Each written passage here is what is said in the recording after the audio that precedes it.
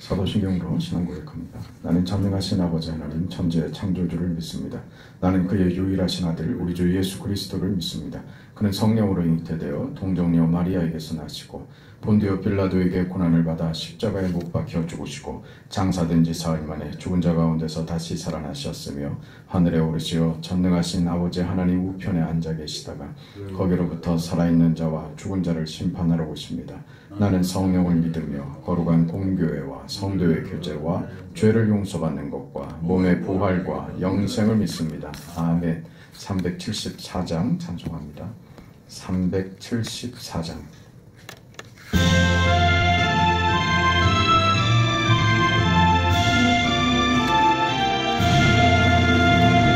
나의 믿음 약할 때에 주가 붙드네 마귀 나를 꾀일 때에 주가 붙드네 나를 붙드네 나를 붙드네 사랑하는 나의 주 나를 붙드네 우리 구주 아니면 서지 못하네 나의 사랑 식을 때에 주가 붙드네 나를 붙드네 나를 붙드네 사랑하는 나의 주 나를 붙드네 나를 귀히 보시고 항상 붙드네 구원 얻은 사람을 항상 붙드네 나를 붙드네 나를 붙드네 사랑하는 나의 주 나를 붙드네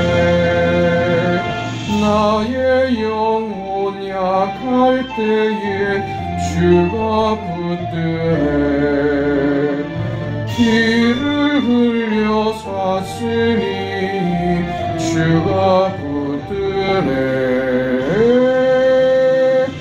나를 붙드네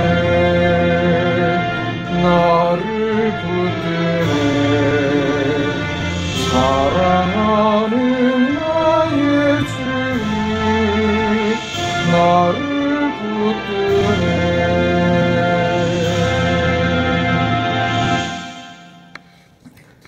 네, 우리 하나님의 말씀 사도행전 20장 29절에서 32절까지 말씀 보겠습니다. 사도행전 20장 29절에서 32절까지 말씀 함께 읽습니다. 내가 떠난 후에 사나운 이리가 여러분에게 들어와서 그 양떼를 아끼지 아니하며 또한 여러분 중에서도 제자들을 끌어 자기를 따르게 하려고 어그러진 말을 하는 사람들이 일어날 줄을 내가 아노라. 그러므로 여러분이 일깨어 내가 3년이나 밤낮 쉬지 않고 눈물로 각 사람을 훈계하던 것을 기억하라. 지금 내가 여러분을 주와 및 그 은혜의 말씀에 부탁하노니 그 말씀이 여러분을 능히 든든히 세우사 거룩하게 하심을 입은 모든 자 가운데 기업이 있게 하시리라. 아멘.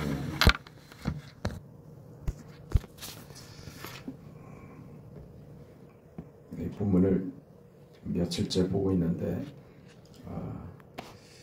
교회 안에 그 흉악한 일들을 주의하라 하는 그 이야기를 하면서 그 교회의 무기는 여기에 대항하는 교회의 무기는 말씀밖에 없다. 말씀으로 무기를 삼으라. 그렇게 얘기를 합니다. 말씀이 왜 우리에게 무기가 되는지, 그 말씀이 우리를 어떻게 살리는지 하는 것을 우리가 살펴봤고, 오늘은 흉악한 일이가 무엇인지에 대해서 한 걸음 더 나아가서 살펴보려고 합니다.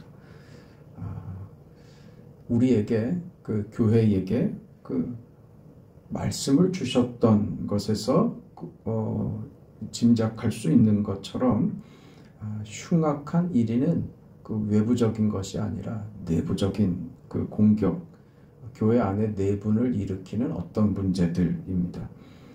그러니까 이 하나님이 주신 이 말씀을 혼미하게 하고 우리의 그 신앙을 혼잡하게 만드는 그 어떤 가르침들입니다. 잘못된 그 가르침들, 이게 흉악한 일이라고 보면 됩니다.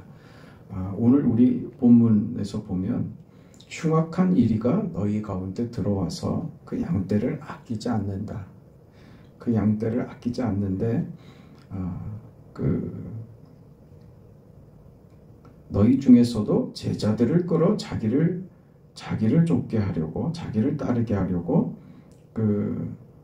어그러진 말을 하는 사람들이 일어날 줄을 내가 안다. 어그러진 말을 하는 사람, 흉악한 일이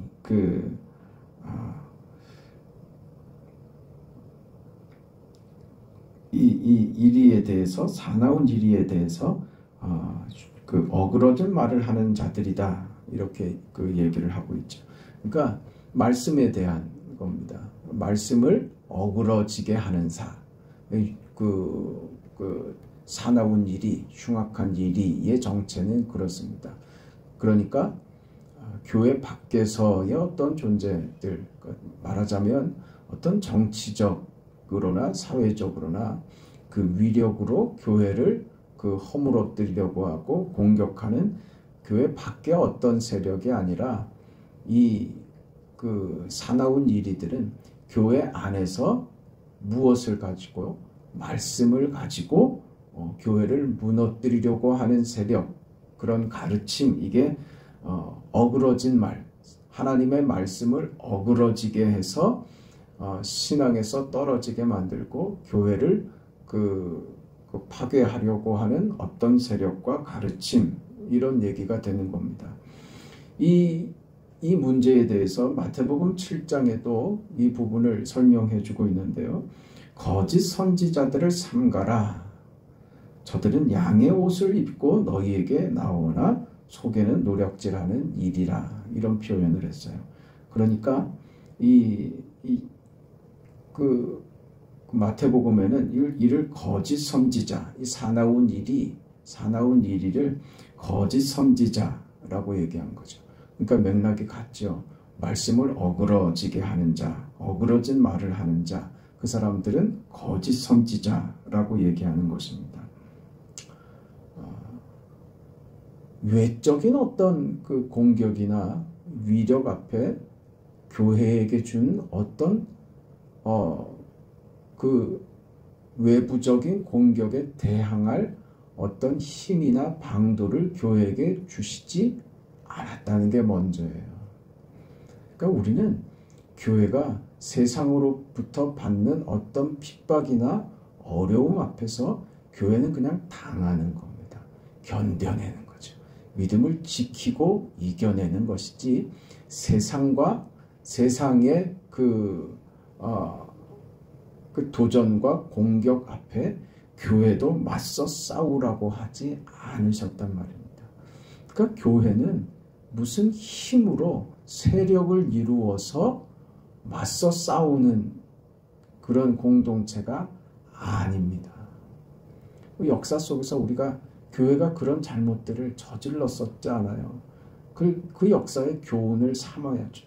가르침대로 해야 됩니다. 예수님께서 당신을 잡으러 오는 군사들에게 위력을 행사하지 않으셨습니다. 위력은 누가 행사했어요? 베드로가 했죠. 칼을 빼들어서 그 칼을 휘둘렀죠. 그래서 귀를 잘라버리지 않았습니까? 그때 예수님께서 그 귀를 짚고 다시 붙여주셨어요. 위력으로 행사하지 말라고 하는 것이죠. 그리고 예수님은 잡히십니다. 그리고 마치 패배자처럼 저들의 손에 의해서 죽으시죠. 이게 성경의 가르침이고, 하나님께서 오늘 성도된 우리에게 주시는 가르침, 교회에게 주는 가르침입니다. 교회들이 그 성장을 하고 수가 많아지고 하니까 이것을 세력으로 해서 과시하고 싶은 그런 욕구, 그런 유혹들이 자꾸 생긴단 말이에요. 그러니까 뭐 작년에도 그 행사를 하지 않았습니까? 뭐 빌리그레암 저는 그런 걸 왜 하는지 모르겠어요. 그 물량주의 아닙니까? 그 많은 사람들을 그 돈이 얼마나 들었겠어요? 그 돈은 다 어디서 나왔겠습니까? 그래서 그 큰 행사를 해서 도대체 뭘 보이자는 거예요? 제가 볼 땐 개인적인 다 공명심들이에요. 네? 큰 행사를 치르고 거기 앞에 탁 나서가지고 이슈들을 덮어버리고 저는 그 한국 교회가 이런 것들은 지양해야 된다고 생각합니다. 대규모 무슨 행사들을 해서 그 세력을 과시하고 싶은 거예요. 우리 기독교가 이렇게 세다. 우리 기독교가 이렇게 힘이 있다.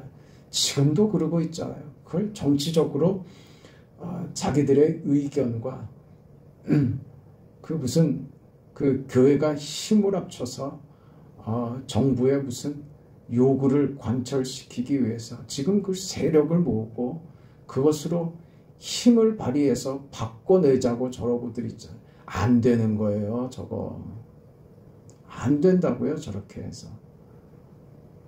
제가 볼 때는 그렇게 해서 이익 보는 사람 몇 사람이 있어요. 이익 보는 몇 사람 때문에 저 많은 그 신자들이 끌려다니는 거예요. 교회는 세상 앞에 위력으로 행사하면 안 된다고요. 그건 교회를 지키는 방식이 아닙니다. 일제강점기 때는 교회가 무슨 싸워서 그 교회를 지켜냈었습니까? 그때 망하는 줄 알았죠. 그래서 교회가 망했습니까? 네? 그 전쟁 중에 공산주의 앞에 교회가 언제 총 들고 칼 들고 싸웠습니까? 그때도 망하는 줄 알았죠. 네?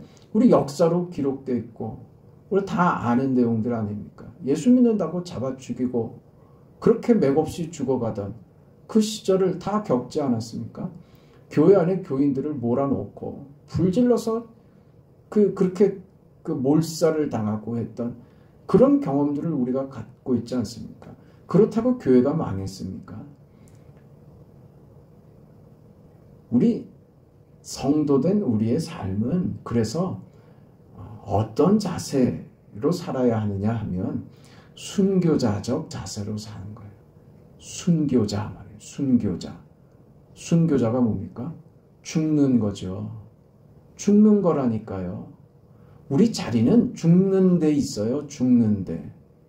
살려고 발버둥 치고 죽이려고 하는 자에 맞서서 총 들고 칼 들고 서 있는 것으로가 아니라 죽이려고 하는 자가 있으면 내가 죽으면 죽겠다로 그 칼과 창 앞에 서 있는 거예요.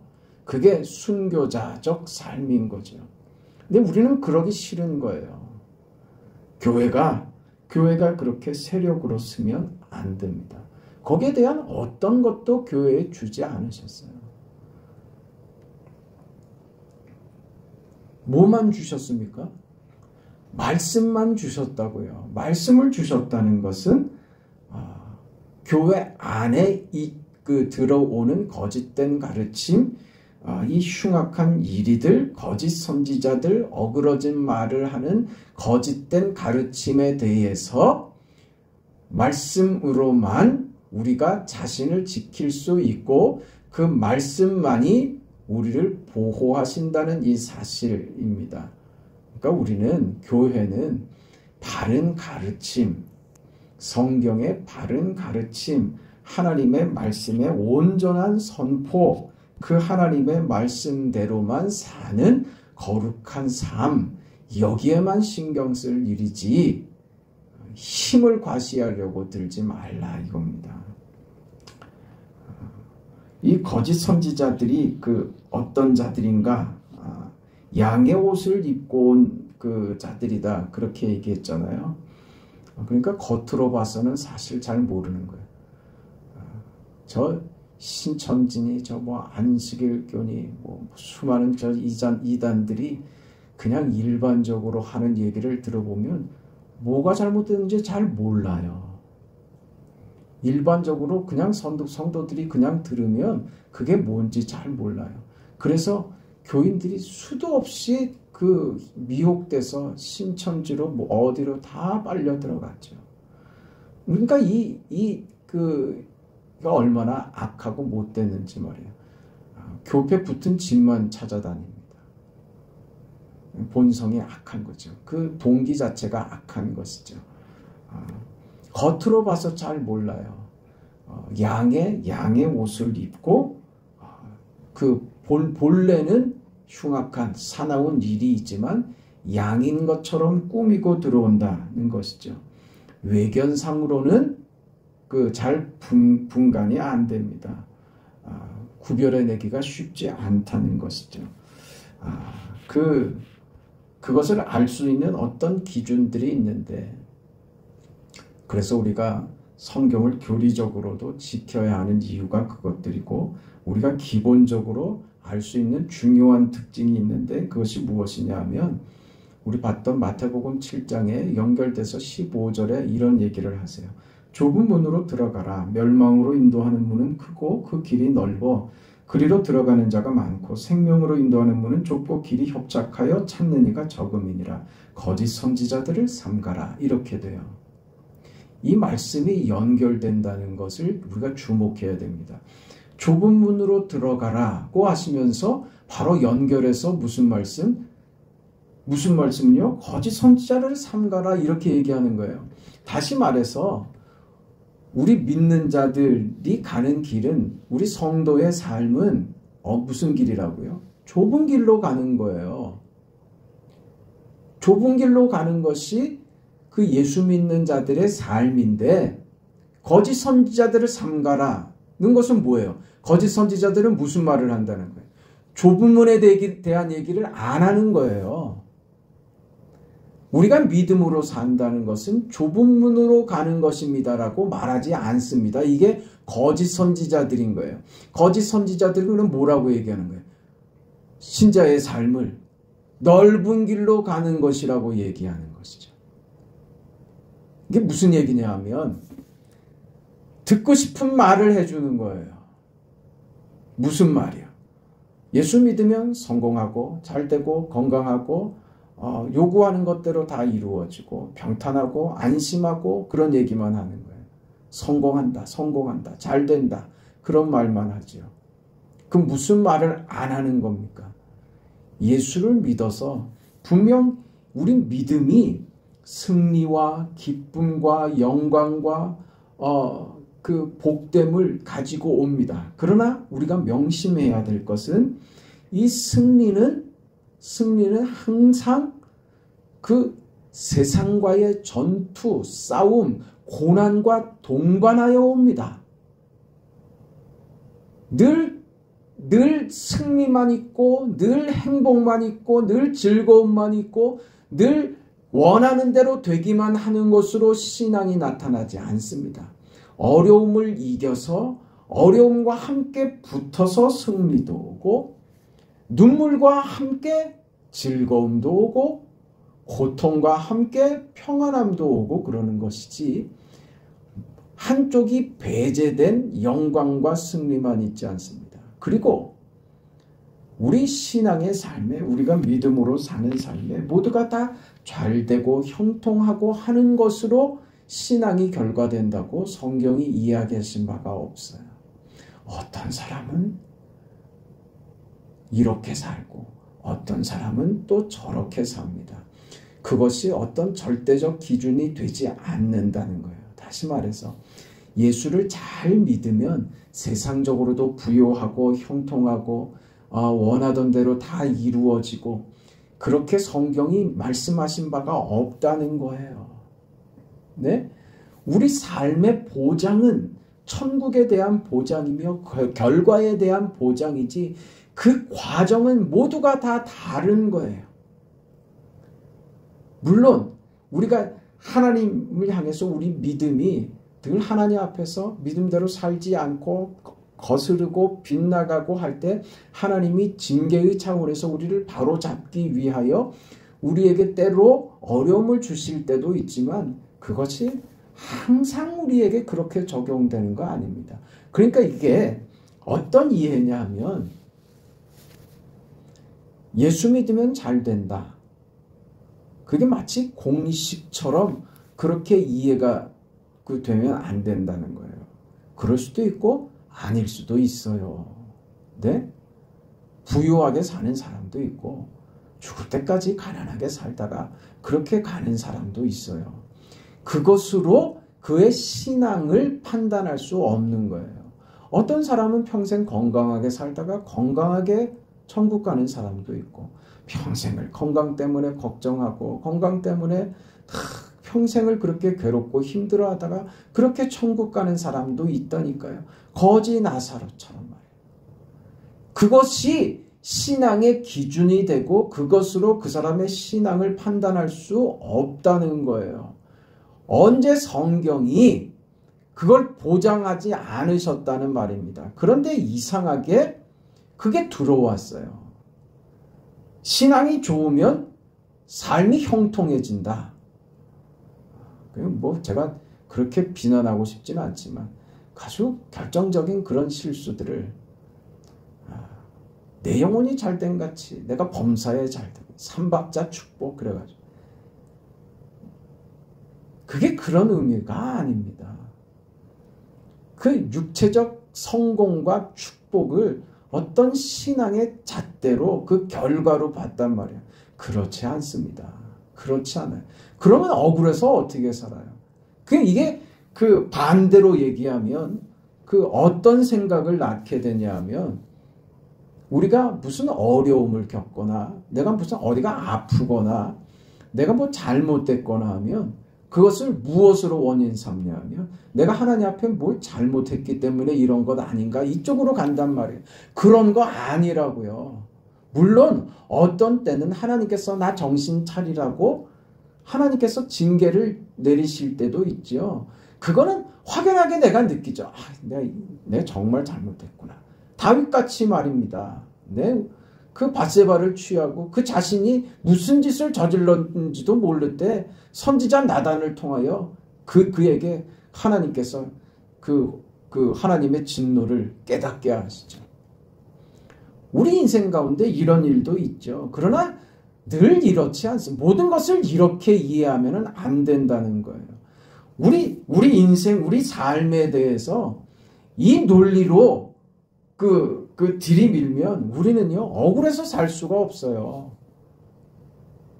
무엇이라고요? 우리가 겪는 모든 삶은요, 그 자체로가 현실이 목적이 아니라니까요. 각자가 다른 현실들을 살아가는데 그 현실 속에서 하나님이 나를 만들어 가신다고요. 위대한 하나님의 사람으로, 믿음의 사람으로 그리스도를 닮아가는 하나님께서 우리에게 허락하신 그 형상을 찾아가는 그 자리까지 우리를 만들어 가기를 하나님이 원하시고 목적하신다 이 말이죠. 그러니까 우리 현실이 중요한 것이 아니라 내가 무슨 일을 겪고 있느냐가 중요한 것이 아니라 그것으로 내가 얼마나 유익한 것을 만들고 있는지 정말 괴롭고 힘든 중에도 감사하는 삶을 살아내고 있는지 하나님만 바라보고 있는지 오늘 말씀처럼 하나님의 말씀이 내 삶을 주도하고 주장하고 있는지 이게 중요하단 말이에요. 거짓 선지자들은 뭐라고요? 이 얘기하는 거예요. 이 얘기. 이게 거짓 선지자인 거예요. 우리가 세상적으로 무슨 보상을 받고 세상적으로 내가 하는 열심에 반드시 보상이 따라온다고 얘기하는 거예요. 그러니 이단을 믿는 사람들이 그 열심을 내는 거예요. 왜요? 보상을 받기 위해서 그런 거예요. 그래서 이 신앙을 가진 사람들이 되게 열심을 냅니다. 그래서 참 이게 아이러니죠. 교회 안에서. 하나님을 알면 알수록 더 충성하고 더 열심을 내야 되는데 이것이 모든 것이 하나님의 은혜라는 사실을 알면 하나님 앞에 더 충성을 하는 게 맞는데 이론적으로는 맞아요. 그런데 보상으로 무엇이 주어진다고 생각하는 사람이 더 열심을 낸단 말이에요. 그게 그러면 진리가 잘못된 것이냐? 하나님이 잘못된 것이냐? 말씀이 잘못된 것이냐? 그렇지 않죠. 그럼 왜 이런 일이 있을까요? 우리가 그만큼 못났다는 거예요. 하나님의 은혜인 줄 알면 더 감사하고 더 충성해야 되는데 하나님의 은혜를 받은 것인 줄 알면 더 못되게 군단 말이에요. 우리 늘 경험하는 거 아닙니까? 고마운데 함부로 하죠. 그러니까 우리가 늘 겪는 일이죠. 그러니까 누구한테 제일 많이 그럽니까? 나한테 아낌없이 주고 아낌없이 조건 없이 나를 사랑하고 나를 도와주는 부모에게 제일 먼저 그러죠. 그거 알죠. 아는데 부모한테 제일 함부로 하죠. 그게 우리 본성들이라니까요. 그게 우리 신앙도 마찬가지인 거예요. 그걸 아는데 누가 더 열심을 내더라? 아니 더 열심히 내고 더 잘하는 사람이 옆집 사는 사람이라니까요. 보상으로 주어진다라고 생각하면 더 열심을 내더라. 이거예요. 그 이단들이 특징적으로 나타나는 거예요. 그 노력에 대해서 하나님이 보상하신다. 세상적인 이 환경적인 것으로 세상적으로 보상하신다는 이야기에 사람들이 더 열심을 낸다니까요. 그 목사가 가지는 가장 큰 유혹이 뭔지 아세요? 이런 유혹이에요. 그래서 자꾸 이런 얘기를 하는 거예요. 은혜를 얘기하면 노력을 안 합니다. 하나님이 은혜로 우리 삶을 지키신다고 하면 오히려 기도를 더 안 해요. 기도 안 해갖고 삶이 그따위가 됐다고 호통을 쳐봐요. 그러면요 새벽마다 죽어라고 나옵니다. 그게 인생이라니까요. 그게 은혜라고 얘기하면 노력을 안 해요. 그걸 보상받는 내 조건이 된다고 얘기하면 그럼 죽어라고 나오죠. 겁이 나서도 그렇고 무엇을 얻고자도 그렇게 하죠. 그게 우리 인생이 그런 거예요. 그러니 이런 유혹들이 있는 것이고 그런 우리의 본성 때문에도 뭐가 먹힌다고요. 이 사나운 이리들이요. 하나님의 말씀을 어그러뜨리는 자들이요. 거짓 선지자들이 왜 교회 안에서 먹히느냐 이거예요. 왜 이 가르침들을 따르게 되냐 이게. 우리 죄된 본성이 그렇기 때문에 먹힌단 말이에요. 아니 나는 그렇지 않습니다. 아니라니까요. 뭐 보이스피싱을 누군 당하고 싶어서 당합니까? 나는 절대로 안 속을 것 같죠. 그런 사람들이 속잖아요. 그리고 다 당하잖아요.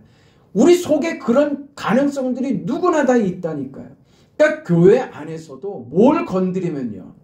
우리 본성을 건드리면 우리가 쉽게 넘어간다고요. 그 본성이 뭐라고요? 네가 원하는 것을 네가 이렇게 하면 얻을 수 있다고. 세상적 보상으로 주어질 수 있다고.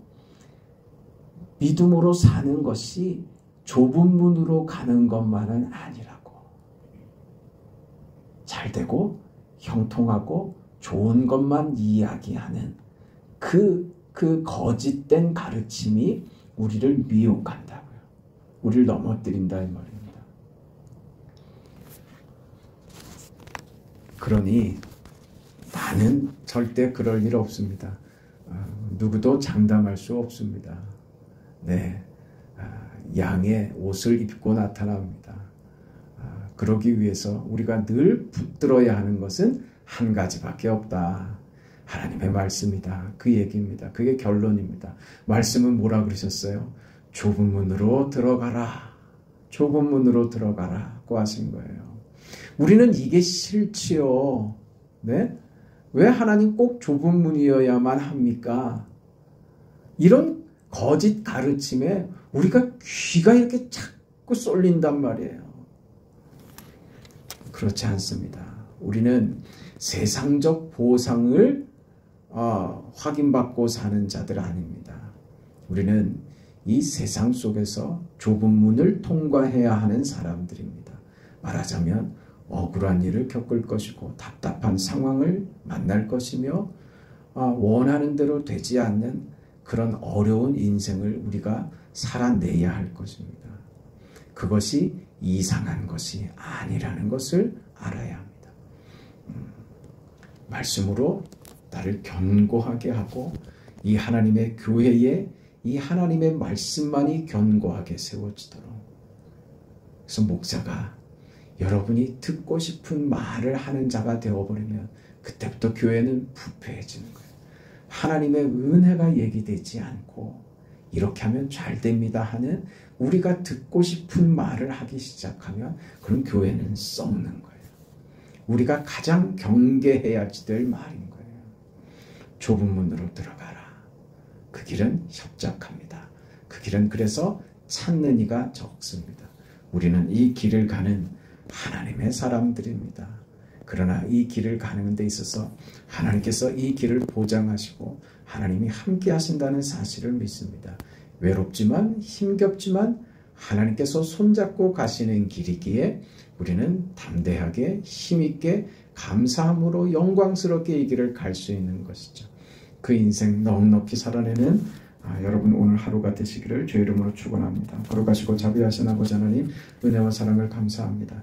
주신 말씀을 기억하고 하나님의 말씀으로 굳게 서서 세상의 어떤 유혹과 나의 죄됨으로 인하여서 그 사탄의 미혹해 하는 말에 빠지지 않도록 주님의 말씀을 따라서 살아가는 우리 인생들이 다 되도록 우리 교회가 이 말씀으로 굳게 서서 세상적 어떤 보상에 매달리는 것이 아니라 내가 하나님의 사람으로 어떻게 서 있는지 하나님이 기뻐하시는 인생의 자리에 내가 서 있는지 늘 돌아보고 그런 삶으로 그런 믿음으로 하나님 앞에 설 수 있도록 우리 인생을 축복하여 주옵소서. 특별히 병중에 있는 사랑하는 성도들을 주께서 기억하여 주시고 강건케 하시고 치료하여 주시고 주의 손으로 어루만지시고 간섭하시며 주님의 위로와 함께 하심을 경험하고 감사할 수 있도록 은총을 더하시옵소서. 우리의 기도에 하나님 응답하여 주실 줄 믿사오며 예수님 이름으로 기도합니다. 아멘. 하늘에 계신 우리 아버지여 이름이 거룩히 여김을 받으시오며 나라가 임하시오며 뜻이 하늘에서 이루어진 것 같이 땅에서도 이루어지이다. 오늘 우리에게 일용할 양식을 주시옵고 우리가 우리에게 죄진 자를 사하여 준 것 같이 우리 죄를 사하여 주시옵고 우리를 시험에 들게 하지 마시옵고 다만 악에서 구하시옵소서. 나라와 권세와 영광이 아버지께 영원히 있사옵나이다. 아멘.